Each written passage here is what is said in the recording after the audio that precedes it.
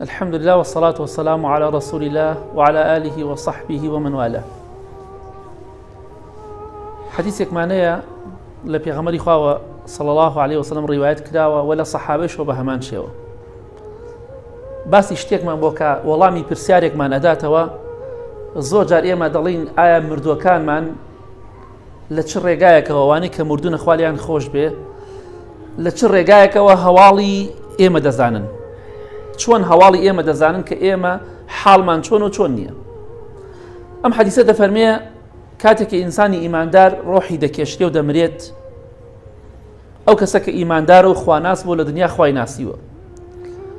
دەفەرمێت ئەم ڕۆحە کە تازە مردووە حەدیسەکە صحیحە ئەڕوات بۆ ناو ڕۆحیانەتی مردوەکانی تر کە لە پێش ئەوە مردوونە. ڕۆحی ئیماندارەکان لە شوێنێکایە پێغەمبەری خوا فەرمێ صلى الله عليه وسلم لە بەهەشتا ڕۆحی ئیماندار لەسەر شکل و شێوەی باڵندەیەکی سەوزە بۆ خۆی لە ناو دارەکان و ڕووبارەکانی بەهەشتایە تا ڕۆژی قیامەت. ڕۆژی قیامەتیش هات خوای گەورە زیندوی دەکاتەوە بۆ کاتە ئینشەڵا بۆ بەهەشتی خوا دەڕات. ڕۆحی کافرەکان و بێباوەڕەکانیش پەنا بەخوا لە عەزاب و ناڕەحەتیایە. دەفەرمێت کاتێک کە ئینسانی ئیماندار دەمرێت ئەو ڕۆحی دەڕواتە ناو ڕۆحی ئیماندارەکانی پێشخۆی دەفەرمی هەموویان لێی کۆ دەبنەوە. حەدیسەکە دەفەرمی لێی کۆ دەبنەوە ئەوانەی کە لە دنیا ناسیویانە خزمێتی دۆستێتی دراوسێتی هاوڕێتی ناسیاوێتی ئەوەی کە لە دنیا ناسیوێتی لەوێ دەیناسێتەوە ئیتر بزانە لە چ ڕێگایەکەوە پیان دەوترێ فڵان کەس مرد هات بۆ ناو ئێوە. احتیمال ئێرە بچکە ئەو شکڵۆشێوەی دنیا نامێنێ دیارە بەو مردوانە ئەوترێ مردوویەکی تازە کە ناوی فڵان کەسی کوڕی فڵان کەس هات بۆ لە ئێوە فڵان کەسی کچی فڵان کەس هات بۆ لە ئێوە. دەفەرمێ حەدیسەکە مردۆکان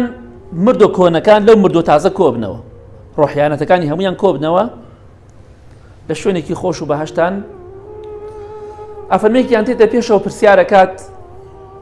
دەڵێ فڵان کەس تۆ تازە مردوویتە فڵان کەسی خێزانم چیەکە پرسیاری خێزانەکەیەکە شووی کردووە شووی نەکردووە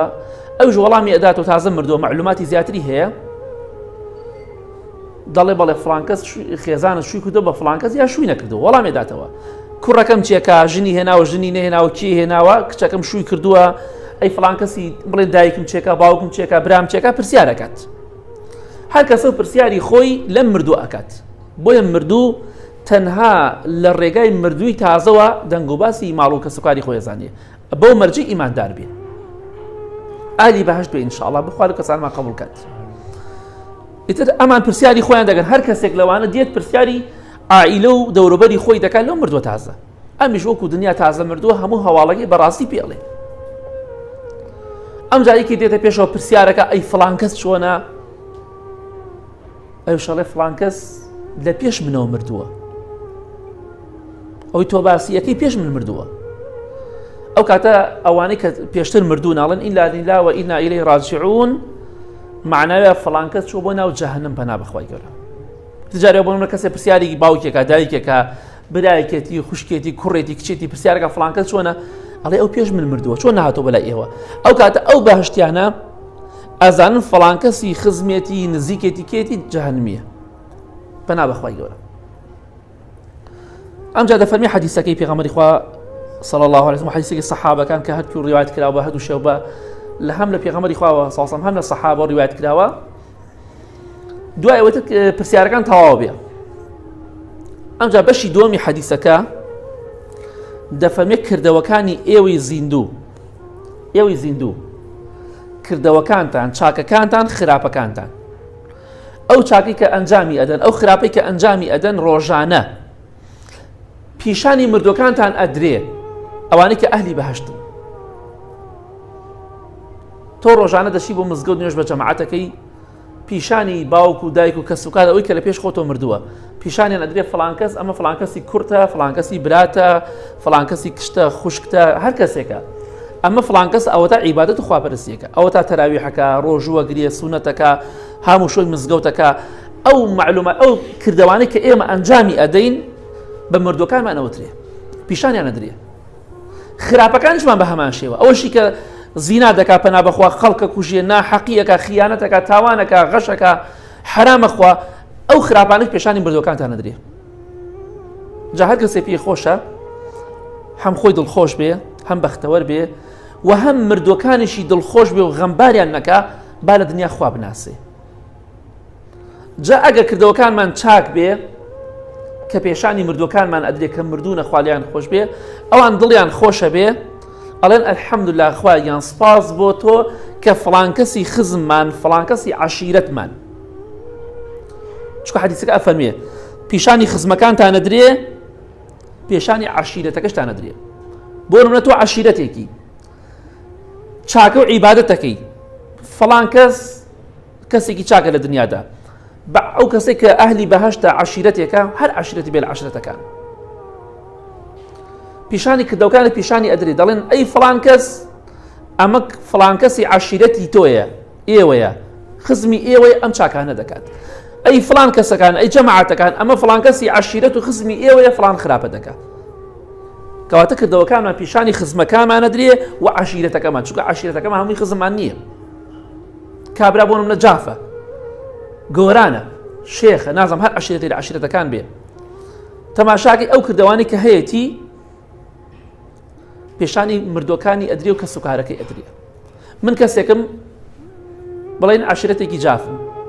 هەر خراپەیەک بکەم تۆبەی لێ نەکەم خراپەکانم پێشانی خزمەکان و عەشیرەتەکەم ئەدرێ چاکش بکەم بە هەمان شێوە تۆش بە هەمان شێوە هەر کەسێکی عەشیرەتێک بنە ماڵەیەکی خۆی هەیە. ئەگەر چاکەکانمان ئەنجامدا و پێشانی مردوەکانمان درا مردوەکانمان کە ئەهلی بەهەشتن خوالیان خۆش بێ و ڕەحم بە ئێمەشکا ئەو کاتە مردوەکان دڵیان خۆشە بێ. حەدیثەکە دەفەرمێ دڵیان خۆشە بێ فەریحی ڕوویان تێ ئەکا ئەڵێن ئەلحەمدوللا خوایان سپاس بۆ تۆ کە هیدایەتی فڵان کەسی خزمی ئێمە و عەشیرەت لە عەشیرەتی ئێمە خوایە سپاس بۆ تۆ کە هیدایەت دا و چاکە و خێر دەکا ئەلحەمدوللا خوایان سپاس بۆ تۆ. ئەگەر خراپەش بێ ئەنجامی بدەین و پێشانی ئەوان بدرێ خزمەکان و عەشیرەتەکانمان کە ئەهلی بەهەشتن ئەوان دڵیان تەنگە بێ بێتاقەتە بن دوعای خێرمان بۆ دەکەن ئەڵێن خوایان چۆن هیدایەتی ئێمە دا لە دنیادا ئێمە خسەر سەر ڕێگای ڕاست هەتا ئێمە گەیانە بەهەشت خوایان هیدایەتی ئەو کەسەش بدە بۆی لەسەر ئەو خراپ و تاوانم نەمرێت. جا بۆیە ئەگەر چاکە بکەین دوعای خێرمان بۆ کەن مردوەکانمان ئەگەر خراپەش بکەین دوعای هیدایەت و خواناسیمان بۆ دەکەن. جا ئەگەر پێمان خۆشە مردوەکانمان دڵخۆش بن عەزیەتیان نەدەین ئازاریان نەدەین دڵخۆشیان کەین خەمباریان نەکەین با لە دنیا چاکە بکەین چاکەکار بین. مردوەکانمان لە ڕێی مردوە تازەکانمانەوە هەواڵی ئێمە دەزانن و لە ڕێگای کردەوەکە چاکەکانمان و خراپەکانمانەوە. مردوەکانمان ئەوانەی کە بەهەشتین